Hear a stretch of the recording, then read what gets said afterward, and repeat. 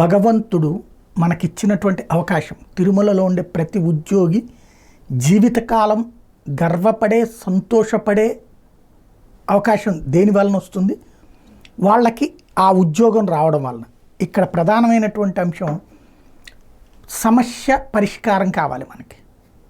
ఎలాంటి పరిష్కారం అంటే, లడ్డూలో కల్తీ జరిగిందా లేదా, ఇది ప్రభుత్వం తేలుస్తుందా లేదా, ఇది ఒక ఆస్పెక్ట్.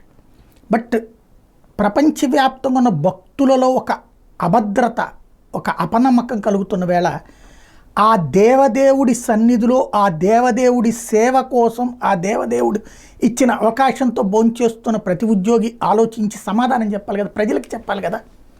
వందలు కాదు, వేల మంది ఉన్నారు. ఎస్, కల్తీ జరగడానికి అవకాశం ఉంది, లేదా కల్తీ జరిగింది, తెలుసుంటే కల్తీ జరిగింది బయట పెట్టండి.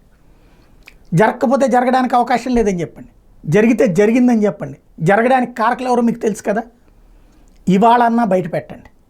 జరగకపోతే జరగలేదని చెప్పండి.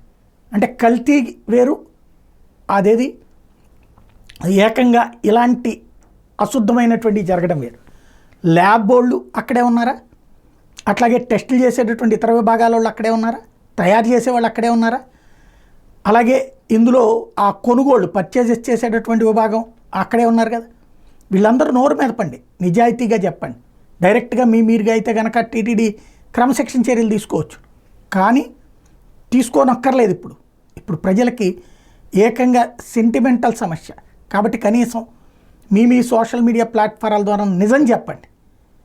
చెప్పగలిగితే మాత్రమే ఇక్కడ ఈ సమస్యకి సంబంధించిన ఒక స్పష్టత వస్తుంది. మీకు ఒకవేళ ఇబ్బంది చెప్పడానికి అనుకుంటారా, ఏం జరుగుతుందన్నటువంటి వివరాలు కనీసం మీ మిత్రుల ద్వారానన్నా తెలియజేసే ప్రయత్నం చేయండి.